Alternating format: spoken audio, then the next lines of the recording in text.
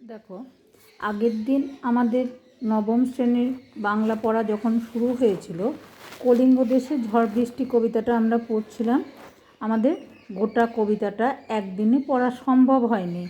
সে কারণে আমাদের যতটা পড়া হয়েছিল মনে পড়ছে। দেখো, যে কলিঙ্গ দেশে ঝড় বৃষ্টি কবিতার দ্বিতীয় পাতায় যেখানে সবেমাত্র লাইন শুরু হয়েছিল, ধুলে আচ্ছাদিত হইল যে ছিল হরিৎ, উল্টিয়া পড়ে শস্য প্রজা চমকিত, এই পর্যন্ত পড়া হয়েছিল, খেয়াল আছে। আজকে আমরা তারপর থেকে আলোচনা শুরু করব। দেখো, যে কলিঙ্গ দেশে যে ঝড় বৃষ্টি শুরু হয়েছে দেবী চণ্ডীর নির্দেশে, তারই বিবরণ যতটা পড়া হয়েছে তারপর থেকে আমরা আজকে আলোচনা করি। চারি মেঘে জল দেয় অষ্ট গজরাজ, সঘনে চিকুর পরে ব্যঙ্গ তর্কাবাজ। চারি মেঘে জল দেয়। আগের দিনে যখন চারি মেঘ কথাটি আমরা পেয়েছিলাম তখন বলেছিলাম যে সাধারণভাবে আকাশে যখন মেঘ দেখা দেয় তখন সেই মেঘেতে এত বৃষ্টি হয় যেন আমাদের মনে হয় পৃথিবী ভেসে যাচ্ছে। আর এখানে যেহেতু দেবী চণ্ডীর নির্দেশে ঝড় বৃষ্টি শুরু হয়েছে, সেই কারণে একটা মেঘ নয়, যেন চারটে মেঘের মিশ্রণে এত বেশি পরিমাণে বৃষ্টি হচ্ছে যা পৃথিবীকে ভাসিয়ে নিয়ে যাওয়ার বা বিশেষ করে কলিঙ্গকে ভাসিয়ে নিয়ে যেতে চাইছে। সেই চারটে মেঘের নাম হলো সম্বর্ত, আবর্ত, পুষ্কর এবং দ্রোণ। সেই চারটে মেঘ জল দিচ্ছে অষ্ট গজরাজ। গজ অর্থাৎ হাতি, অষ্ট অর্থাৎ আট। তাহলে হাতির সুর হচ্ছে তার হাতের মতো কাজ করে। আমরা মানুষেরা যেমন হাতের সাহায্যে কাজ করি, সেই রকম হাতিদের সুর যেন সেই রকম তাদের কাজের অস্ত্র বা কাজের উপযোগী জিনিস। সেই রকম হাতিরা যেন সুঁড়ে করে জল বর্ষণ করছে মেঘের মাধ্যমে। তাহলে হাতি যেহেতু বিশাল আকার প্রাণী, সে যখন খেয়াল করে দেখবে যে জল খায় তখনও সেই সুঁড়ের সাহায্যে প্রচুর পরিমাণে জল সে পান করছে, ঠিক সেরকম এখানে কবি যেন বলছেন সেই হাতি যখন জল সে বর্ষণ করছে অর্থাৎ তার সুঁড়ের সাহায্যে সে জল ছাড়ছে, সেটাও যেন অত্যধিক। তাহলে একটা হাতি সুঁড়ে করে অনেকটা জল সে নিক্ষেপ করতে পারে। এখানে দেখা যাচ্ছে আটটা হাতি, দেবরাজ ইন্দ্রের যে আটটা হাতি আমরা বলছি, তারা যেন পৃথিবীর আটটা দিককে ধারণ করে রয়েছে। সাধারণভাবে আমরা চারটে দিকের কথা বলি, পূর্ব, পশ্চিম, উত্তর, দক্ষিণ। আর যদি আরেকটু বিস্তারিতভাবে বলি তাহলে আমরা যে 10টা দিকের কথা বলবো, পূর্ব, পশ্চিম, উত্তর, দক্ষিণ, ঈশান, অগ্নি, নৈঋত, বায়ু, ঊর্ধ্ব, অধ। তাহলে এই 10টা দিকের মধ্যে আমরা যদি শেষ দুটোকে ছেড়ে দিই, ঊর্ধ্ব এবং অধ, অর্থাৎ ঊর্ধ্ব ওপরের দিক, অধ নিচের দিক, এই দুটো দিককে ছেড়ে দিলে বাকি যে 8টা দিক আমরা বলবো, পূর্ব, পশ্চিম, উত্তর, দক্ষিণ, ঈশান, অগ্নি, নৈঋত, বায়ু, এই 8টা দিককে যেন 8টা হাতি ধারণ করে বা ধরে রেখেছে। সেই 8টা হাতি তারা যেন জল বর্ষণ করছে চারটে মেঘের মাধ্যমে। সেই 8টা হাতি কে কে না, সে হলো তারা হলো ঐরাবত, পুণ্ডরিক, বামন, কুমুদ, অঞ্জন, পুষ্পদন্ত, সার্বভৌম এবং সুপ্রতীক।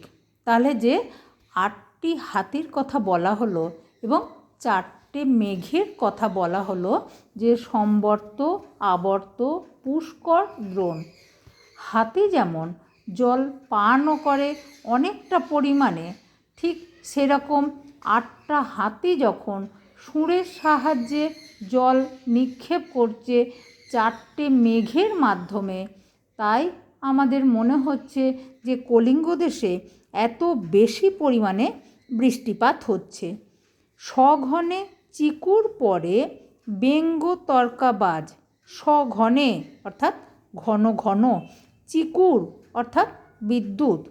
যখন তোমরা পড়বে তখন হাতের কাছে একটা পেন্সিল রাখো, পাশে পাশে আমরা যদি শব্দের মানেগুলোকে লিখে নিই তাহলে আমাদের পরে পরে পড়তে সুবিধা হবে। ব্যঙ্গ অর্থাৎ ব্যাঙ, তর্কা অর্থাৎ ব্যাঙের সেই লাফটা, বাজ। তাহলে গোটা লাইনটাকে আমরা একটু ভেঙে বলি। সঘনে চিকুর পরে ব্যঙ্গ তর্কাবাজ, সঘনে অর্থাৎ ঘন ঘন, চিকুর পরে অর্থাৎ বিদ্যুৎ চমকাচ্ছে, ব্যঙ্গ তর্কাবাজ। ব্যাঙকে আমরা যেমন দেখি লাফিয়ে লাফিয়ে চলে, খেয়াল করে দেখবে যে ব্যাঙের সামনের পা ছোট এবং পেছনের পাগুলো লম্বা, তাই তারা যখন লাফ দেয় এক জায়গা থেকে এক লাফে সে অনেকটা দূরে যেতে পারে। ঠিক সেরকম আকাশে যখন আমরা বিদ্যুৎ চমকাতে দেখি, এই মনে হলো যেন আকাশের এই প্রান্তে বা এই কোণেতে বিদ্যুৎ চমকালো, আবার পরক্ষণেই দেখতে পায় মুহূর্তের মধ্যে সেখান থেকে বিদ্যুৎ যেন আবার আকাশের অন্য প্রান্তে চমকাচ্ছে। অর্থাৎ ব্যাঙ যেমন এক জায়গা থেকে লাফিয়ে মুহূর্তের মধ্যে, নিমেষের মধ্যে অনেক দূরে একটা লম্বা লাফ দিতে পারে, সেই রকম আকাশেও যে বিদ্যুৎ চমকাচ্ছে, কখনো আকাশের এ প্রান্তে কখনো আকাশের ওই প্রান্তে, নিমেষে বা মুহূর্তের মধ্যেই আমরা বিভিন্ন প্রান্তে বিদ্যুৎ চমকাতে দেখছি। সেই বিদ্যুৎ চমকটা ঠিক যেন ব্যাঙের লাফের মতো।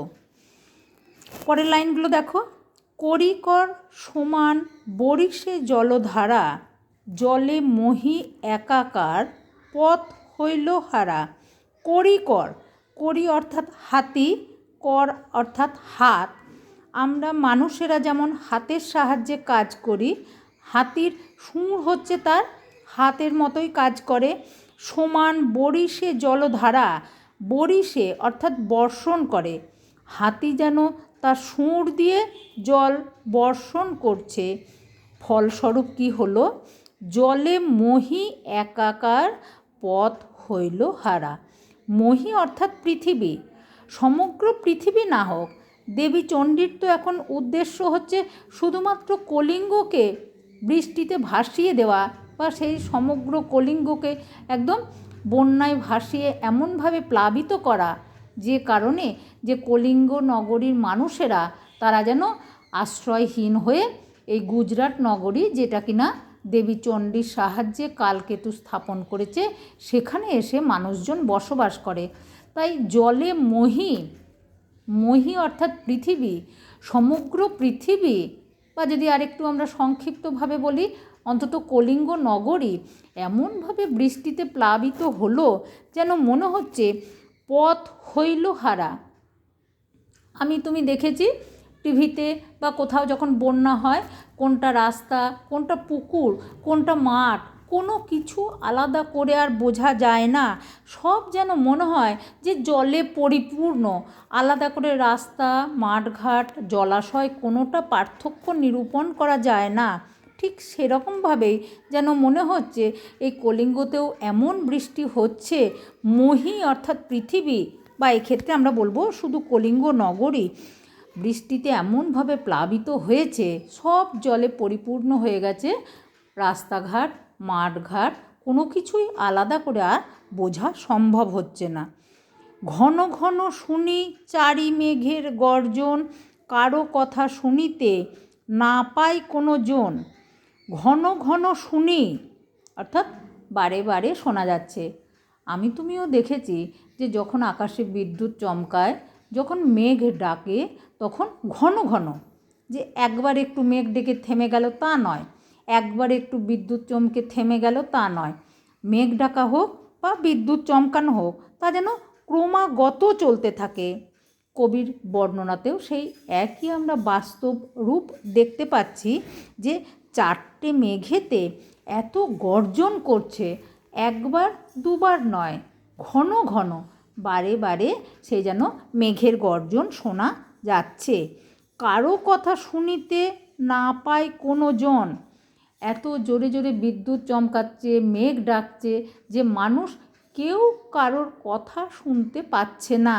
অর্থাৎ পাশাপাশি থাকা মানুষেরা কেউ নিজেদের মধ্যে কথাবার্তা বললেও তা যেন শোনা সম্ভব হচ্ছে না। কেন না, অত্যধিক মেঘের গর্জন এবং ঘন ঘন মেঘের ডাকের কারণে পাশাপাশি থাকা মানুষেরা কেউ কারোর কথা শোনা তাদের পক্ষে সম্ভব হলো না। পরের লাইনে এসো, পরিচ্ছিন্ন নাহি সন্ধ্যা দিবস রজনী, কলিঙ্গে সোঙরে সকল লোক যে জৈমিনী। পরিচ্ছিন্ন অর্থাৎ পরিষ্কার, নাহি সন্ধ্যা দিবস রজনী, দিবস অর্থাৎ দিন, রজনী অর্থাৎ রাত্রি। দিন রাত্রি কোনোটাই পরিষ্কারভাবে বোঝা যাচ্ছে না।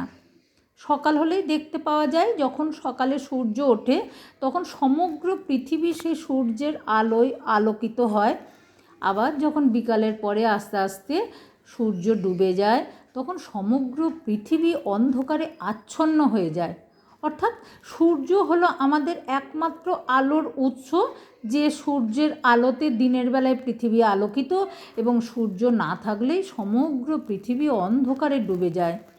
আর এখন এই কলিঙ্গতে এমন অবস্থা হয়েছে, যেহেতু এই রকম ঘন ঘন মেঘ ডাকছে, বিদ্যুৎ চমকাচ্ছে, এক নাগাড়ে কদিন ধরে বৃষ্টিপাত হচ্ছে, ফলে কখন দিন কখন রাত্রি বোঝাই যাচ্ছে না।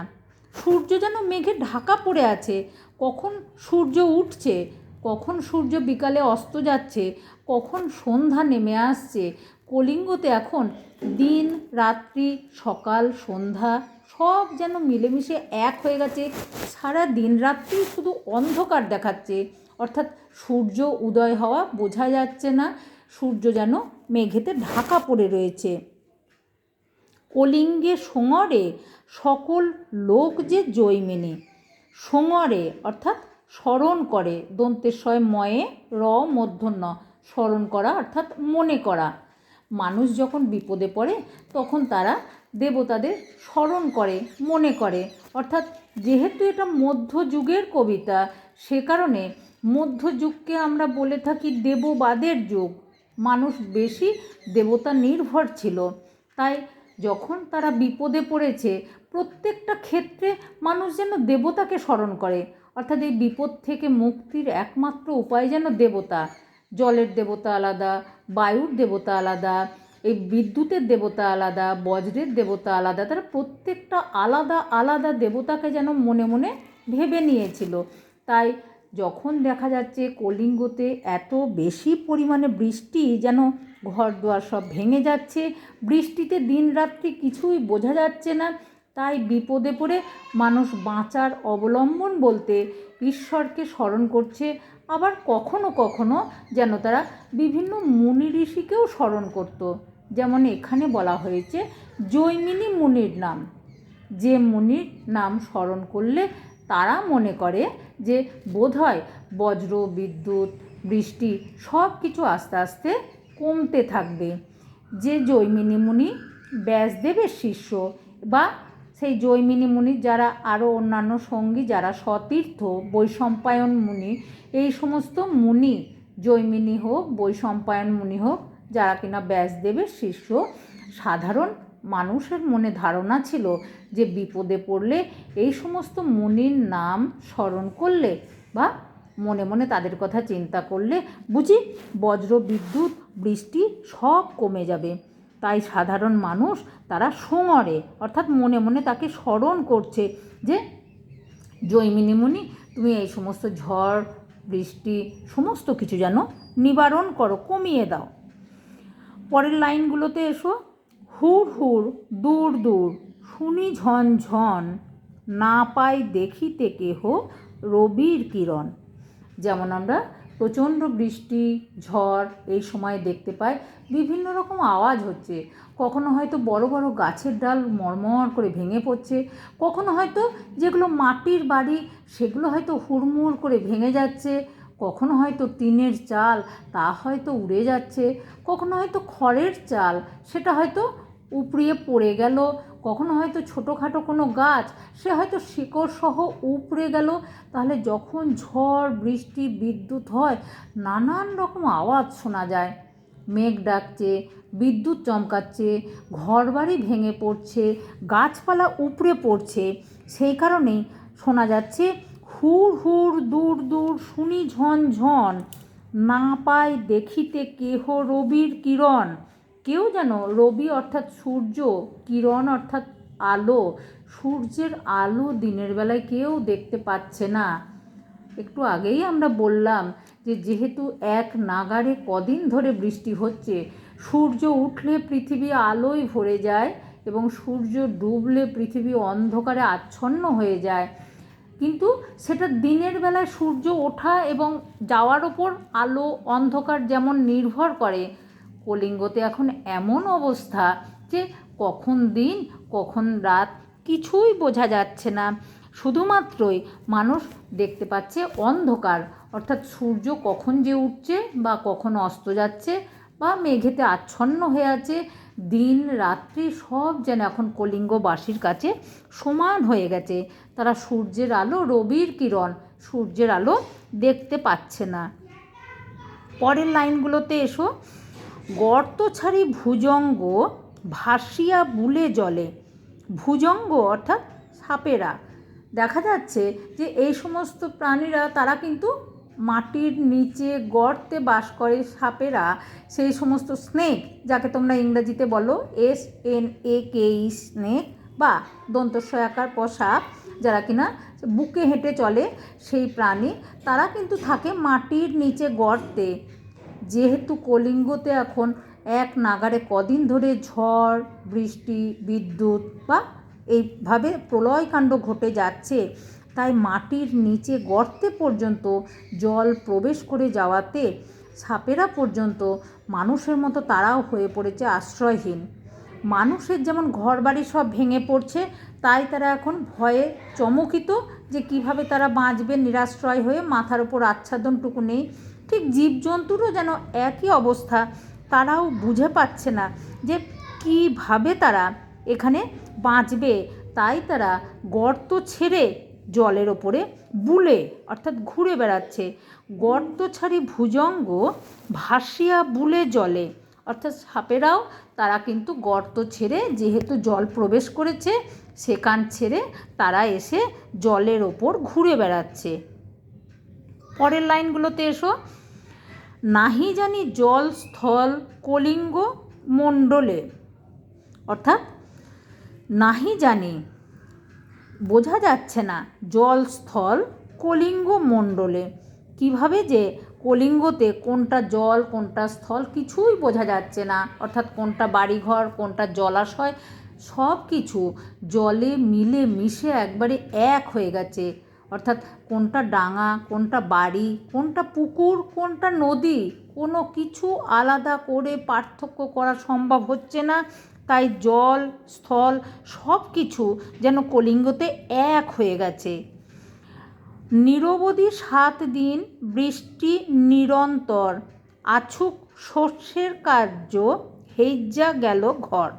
নিরবধি অর্থাৎ নেই অবধি, 7 দিন এক নাগাড়ে 7 দিন বৃষ্টি নিরন্তর, নিযুক্ত অন্তর মানে না থেমে এক নাগাড়ে 7 দিন ধরে বৃষ্টি হওয়াতে যেন কলিঙ্গ সমস্ত কিছু যা ফসল ছিল আছুক শস্যের কার্য হেজ্জা গেল ঘর।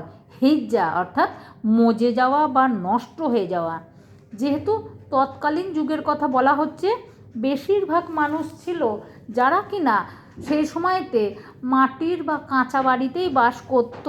তাহলে এক নাগাড়ে কলিঙ্গতে 7 দিন ধরে বৃষ্টি হওয়ার কারণে সে কারণেতে তারা কিন্তু এই বৃষ্টিতে যে তারা যেভাবে ঘরদুয়ার নষ্ট হয়ে গেল সেইগুলো তারা না থাকতে পেরে সব কিছুকে তারা ছেড়ে দিয়ে যে ঘরদুয়ার নষ্ট হয়ে যাওয়াতে তাদের ফসল নষ্ট হয়ে যাওয়াতে মানুষ যেন বিপদে পড়ল। মেঝাতে পরয়ে শিল বিদারিয়া চাল ভাদ্রপদ মাসে যেন পড়ে থাকা তাল। ঘরের মেঝেতে শিল পড়ছে, যখন বৃষ্টি হয় আমরা কখনো কখনো দেখে থাকি যে বরফের টুকরোগুলো আকাশ থেকে পড়ে, যেগুলোকে চলতি কথায় আমরা তালবস্যই হর্ষই ল শিল বলে থাকি। সেই শিল যেন পড়ছে এবং সেই শিলের আকারটা কেমন যেন বিরাট বড়, এবং এত বড় বড় বরফের টুকরোগুলো পড়ছে যা দেখে মনে হচ্ছে যেন বৃষ্টি নিরন্তর হওয়াতে, এক নাগাড়ে 7 দিন বৃষ্টি হওয়াতে যেন সেগুলো কি হচ্ছে, বিদারিয়া চাল যে ঘরের মেঝে ভেদ করে সেগুলো যে পড়ছে।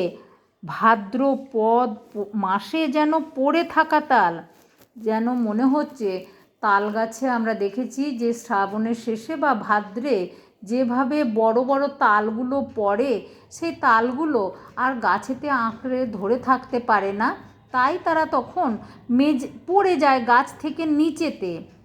এখানেও কবি বর্ণনা করছেন যে বড় বড় বরফের টুকরো বা শিলগুলো এমনভাবে মেঝেতে পড়ছে, ঘরের চাল, চাল বলতে এখানে যেহেতু পাকা বাড়ি নয়, হয়তো সে খড়ের চাল হতে পারে, সাধারণ কাঁচা বাড়ি, তাই তার উপরের যে চাল বা আচ্ছাদন সেটা যে খুব বেশি শক্তপোক্ত তা নয়, মানুষের হয়তো কোনো রকমের মাথা গোঁজার আশ্রয় হিসাবে ছিল।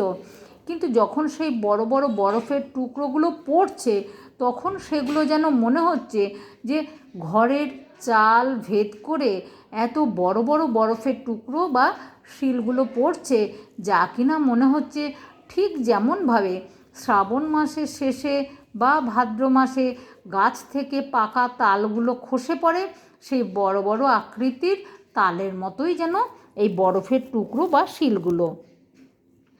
চণ্ডীর আদেশ পান বীর হনুমান, মঠ অট্টালিকা ভাঙ্গি করে খান খান। চণ্ডীর আদেশ পান বীর হনুমান। কলিঙ্গের সমস্ত বাড়িঘরই যে কাঁচা বা নরম মাটির বাড়ি তা নয়, হয়তো কিছু কিছু পাকা বাড়ি, মঠ, মন্দির এই সমস্তগুলো ছিল। সেইগুলো যখন এই 7 দিন বৃষ্টিতেও ভাঙা সম্ভব হচ্ছে না, তাই দেবী চণ্ডীর আদেশে হনুমান, যাকে কিনা আমরা সেই রাম ভক্ত হনুমান বলে থাকি, আমাদের কাছে যা শক্তির প্রতীক বলে যেন মনে হয়, ভীষণ শক্তিশালী দেবী চণ্ডীও যেন তাকে আদেশ দিচ্ছেন যে যেমন করেই হোক, যে যেগুলো পাকা বাড়ি, মঠ, মন্দির এই সমস্তগুলো, অট্টালিকা, বড় বড় প্রাসাদ যা কিনা এই বৃষ্টিতেও নষ্ট বা হেজে যাওয়া বা মজে নষ্ট হচ্ছে না, ভেঙে পড়ছে না, সেগুলো যেন হনুমান তাণ্ডব করে লম্ফঝম্প করে ভেঙে সেগুলোকে যেন খান খান বা টুকরো টুকরো করে দেয়। চারিদিকে বহে ঢেউ, পর্বত বিশাল, উঠে পড়ে ঘরগুলা করে দলমল। বড় বড় ঢেউগুলো, নদ নদীকেও পর্যন্ত দেবী এমনভাবে আদেশ দিয়েছে যে সে নদ নদীও পর্যন্ত দেবীর আদেশে বড় বড় ঢেউ তুলছে। সে ঢেউ কেমন না, ঠিক যেন পর্বতের সমান।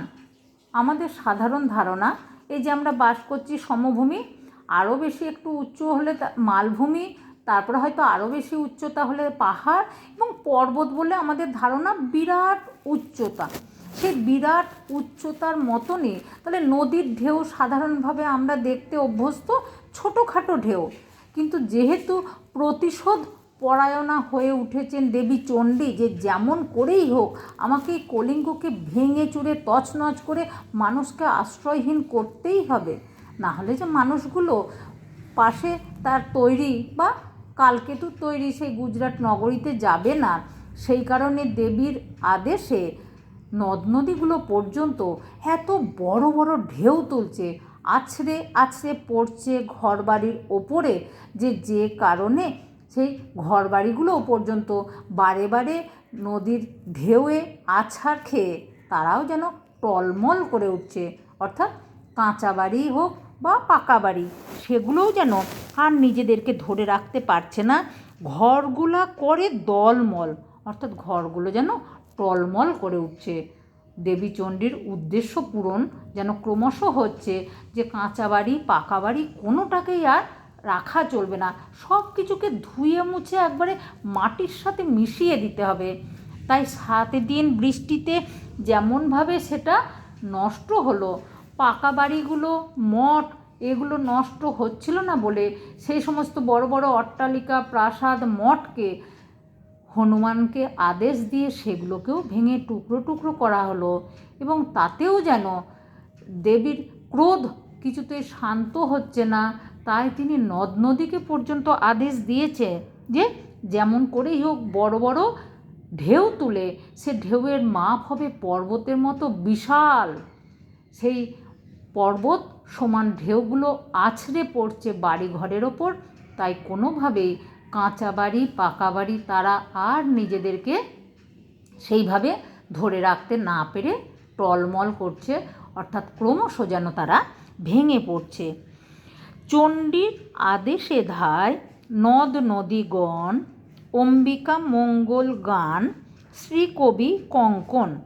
চণ্ডীর আদেশে ধায়, যেহেতু দেবী চণ্ডী আদেশ দিয়েছে, সেই কারণে নদ নদীগুলো পর্যন্ত তারাও কিন্তু দেবী চণ্ডীর আদেশে তারা সব এইভাবে ঘুরে বেড়াচ্ছে, বা নদ নদীর আদেশে তারাও যেন ঘরবাড়িগুলোকে ধ্বংস করে দিতে উদ্যত হয়েছে।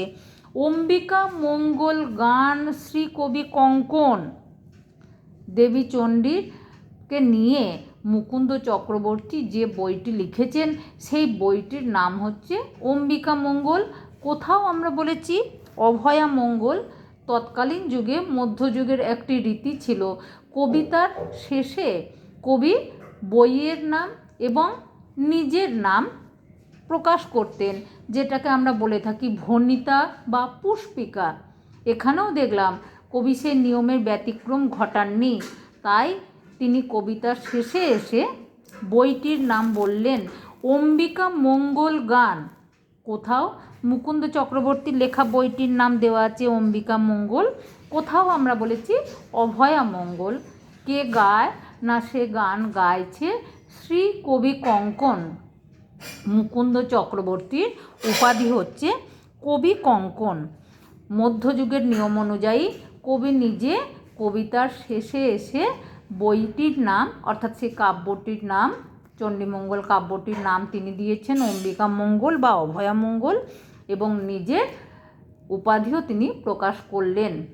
এইভাবে সমগ্র কবিতাটি আলোচনা করে আমরা দেখতে পেলাম যে কলিঙ্গ দেশে ঝড় বৃষ্টি নামক অংশটি মুকুন্দ চক্রবর্তীর লেখা অম্বিকা মঙ্গল কাব্য থেকে নেওয়া হয়েছে, যেখানে কলিঙ্গ দেশে বা কলিঙ্গতে এমনভাবে ঝড় বৃষ্টি করা হলো 7 দিন ধরে দেবী চণ্ডীর নির্দেশে, যাতে সেই শস্য শ্যামলা পূর্ণ নিজের ঘর বাড়ি ছেড়ে, যেখানে খাওয়া পড়ার মানুষের অভাব ছিল না, থাকার অসুবিধা ছিল না, কিন্তু শুধুমাত্র দেবী চণ্ডী তিনি যেন প্রতিশোধ পরায়ণ হয়ে এমনভাবে কলিঙ্গতে মানুষকে তাদের আশ্রয়হীন, খাদ্যহীন করলেন, সেই মানুষগুলো আস্তে আস্তে যেন চলে যেতে বাধ্য হয়। কোথায় না, তারা যেন চলে যেতে বাধ্য হয়, যে তাদের নিজেদের আশ্রয় ছেড়ে চলে যাবে তারা পাশে কালকেতুর তৈরি গুজরাট নগরীতে, এবং সেই গুজরাট নগরীতে গিয়ে তারা আশ্রয় নেবে। সে কারণে মানুষদের তিনি নিজের উদ্দেশ্য সাধনের জন্য এইভাবে ব্যবহার করলেন, যা আমরা মুকুন্দ চক্রবর্তীর কবিতার মধ্যে আলোচনা করলাম। আজকে আমাদের এই কবিতাটা পড়া হলো। আমরা আজকের আলোচনা এখানেই শেষ করব। পরের দিন আমরা প্রশ্ন উত্তর নিয়ে আলোচনা করব।